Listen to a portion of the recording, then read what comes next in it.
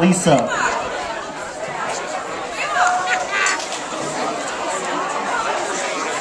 Most of you here tonight already know my sister pretty well, but for those of you who are just getting to know her, you're in for something special. She's one of the kindest, most compassionate, and caring people I've ever known. She's always been there for me. She's my rock. I was always the shy one, and she was outgoing. I was always quiet, and she could talk your ear off. I think my parents were worried about me when I was little because I didn't start talking until much later than most kids. But then they realized I knew how, I just didn't need to, because my sister knew what I wanted and she asked for it for me. Mark, you're in trouble. She's been there to support me through some of the most difficult times in my life and some of the happiest. One of the happiest was when I had my son last year, James. As a new mother, I was nervous about leaving him away from home for the first time. But my sister offered, and this was when he wasn't exactly sleeping through the night yet. And of course he kept her up all night. First time. Okay, now it's my place. So the next morning I pick him up and I apologize for him keeping her up all night, but a couple months went by and we needed another babysitter overnight. And my sister, lo and behold, was the first one to volunteer again. And I said, he's sleeping through the night now, so this should go much smoother. Jinxed, right? So of course he keeps her up all night again. And as I'm apologizing for her terrible night, she says, it's okay, just wait until next month to ask me again. And I'm thinking, she must be crazy. But she's not crazy. She's a wonderful sister and aunt who's always there to lend her love and support. There's really no one else like her. And now Mark. There's no one else like him either. Except for maybe Chuck Norris. And if you didn't get that joke, you need to get on Facebook. Seriously, Mark is one of the kindest and most generous guys I've met.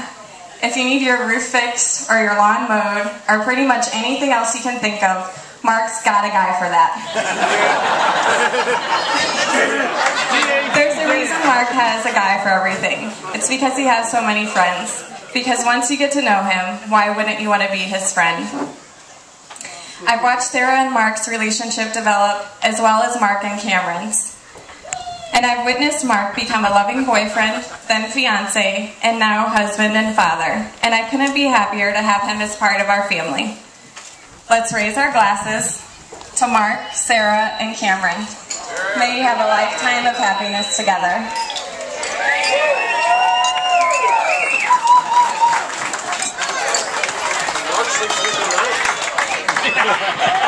Sometimes.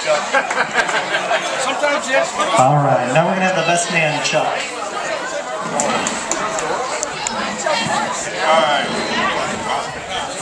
All right, I'm not much of a speaker, and I would usually write something down, but I don't know how to read. So, and Mark told me to be nice, so this might be short and sweet, because I don't have nothing nice to talk about. Oh, it's going to be long. No, because if you know Mark, he's loud, obnoxious, and annoying. But like Lisa said, you have to get to know the guy. Actually, he grows on you, kind of like a wart. But he does have a big heart, and he'll be there for anybody.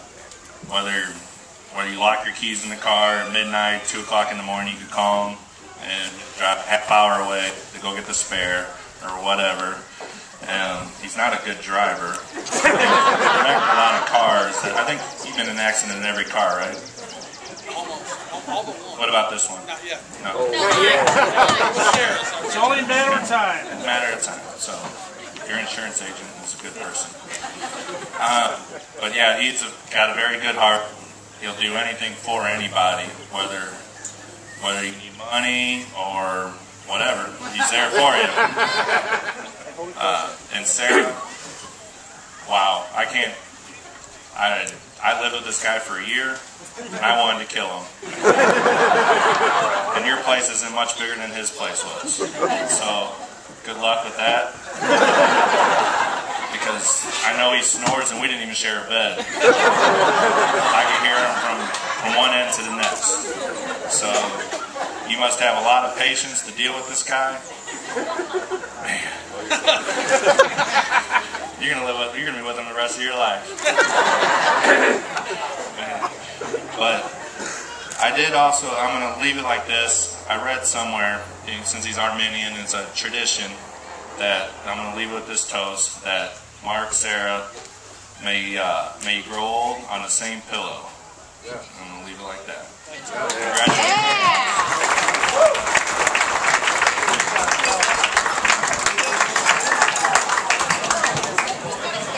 All right, and now Mark and Sarah have a few words they'd like to say. I know it's not tradition for us to say anything, but it's taken a lot for us to get to this point, and it hasn't been just us. So we wanted to take a minute to thank all of our family and friends for being here with us tonight. This wouldn't be the same without you. We really appreciate that you've taken the time out on Mother's Day weekend. And I know it's a hard weekend to get away and take time for a wedding. But without even thinking about it, this is the best weekend for us to get married. Me being a mother already when I met Mark, I'm sure it wasn't easy for him to date a single mom. But Cameron is an amazing kid, and he's smoking hot. And Mark has been a completely amazing person, taking him under his wing and accepting him as much as he accepts us. And so it really is a perfect weekend to do it on Mother's Day weekend. Plus, we really appreciate both of our mothers for all of the support that they've given us through our lives to get us to this point. So really it is the most perfect weekend that we could have picked. And we appreciate you taking the time out to spend it with us. I hope you have an amazing time because we're going to rock this party. So have fun.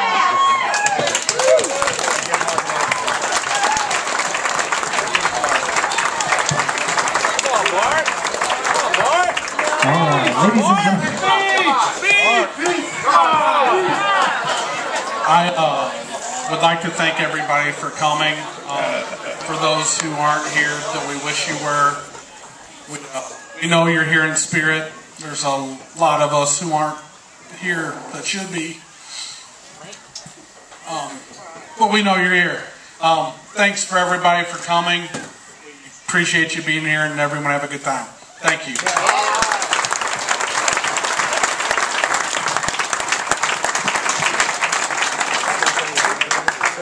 All right, ladies and gentlemen, at this time, dinner is ready to be served. They do ask that you please stay in your seat, and a member of the staff will be around to dismiss tables, but I'm sure we're going to have Mark and Sarah lead us to the buffet line. Thank you.